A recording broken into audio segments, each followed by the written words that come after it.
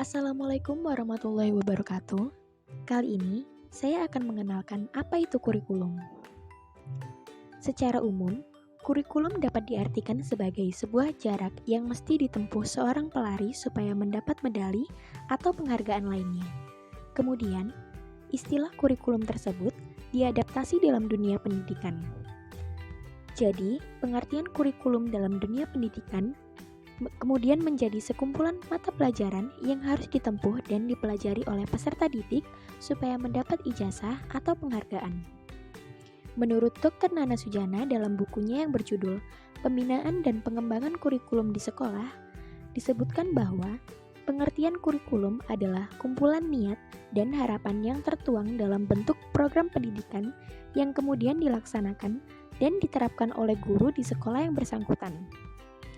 Menurut Profesor Dr. Nasution, dalam bukunya yang berjudul Kurikulum dan Pengajaran menyatakan, kurikulum adalah serangkaian penyusunan rencana untuk melancarkan proses belajar mengajar. Adapun rencana yang disusun tersebut berada di bawah tanggung jawab lembaga pendidikan dan para pengajar di sana. Jenis-jenis kurikulum apa saja? Yang pertama, kurikulum terbuka, yakni guru atau pengajar memiliki kebebasan dalam mengembangkan kurikulum sesuai dengan kemampuannya. Yang kedua, kurikulum terbimbing. Kurikulum terbimbing yakni yang setengah terbuka dan setengah tertutup. Dengan kata lain, rambu-rambu pengajar atau guru sudah ditentukan dalam kurikulum. Akan tetapi, guru masih tetap diberikan kemungkinan untuk mengembangkan lebih lanjut dalam teks. Kurikulum tertutup yakni kurikulum yang sudah ditetapkan secara pasti mengenai tujuan, materi, metode, serta evaluasinya sehingga guru hanya tinggal melaksanakannya saja. Menurut Nasution, yang pertama, kurikulum terpisah, yakni jenis kurikulum yang terdiri dari mata pelajaran yang terpisah-pisah. Data yang ada dalam mata pelajaran terpisah atau masing-masing. Pembentukan kurikulum terpisah ini berlandaskan pada pengalaman dan juga budaya manusia sepanjang masa yang kemudian disederhanakan dan disusun secara logis. Kemudian dilakukan sesuai dengan usia peserta didik. Yang kedua, kurikulum korelatif, yakni kurikulum yang menghubungkan antara satu pelajaran dengan pelajaran yang lain. Dalam jenis kurikulum ini, mata pelajaran dikaitkan dan disusun dengan sedemikian rupa sehingga diperkuat antara satu dengan yang lainnya sehingga tidak berdiri sendiri. Yang ketiga, kurikulum terpadu, yakni kurikulum yang bahan ajarnya diberikan secara terpadu, seperti contoh IPS, yang merupakan perpaduan dari mata pelajaran ekonomi, sosiologi, geografi, dan sejarah.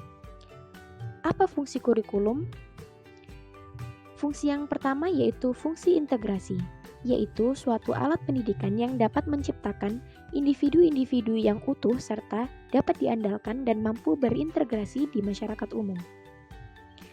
Fungsi penyesuaian, yakni suatu kemampuan dalam menyesuaikan diri dengan perubahan yang terjadi di lingkungan yang dinamis. Fungsi diferensiasi, yaitu suatu alat yang dapat memberikan pelayanan terhadap perbedaan-perbedaan pada setiap murid yang mesti dihargai dan dilayani. Fungsi persiapan, yakni suatu alat pendidikan yang dapat mempersiapkan para siswa ke jenjang pendidikan berikutnya dan juga dapat mempersiapkan diri agar dapat hidup dalam masyarakat. Fungsi pemilihan, yakni adanya suatu kesempatan bagi para siswa untuk memilih program belajar sesuai dengan minat dan bakatnya. Fungsi diagnostik, yakni sebagai alat pendidik yang dapat memahami serta mengarahkan potensi para siswa dan dapat memahami kelemahan dirinya serta memperbaikinya. Apa saja komponen kurikulum?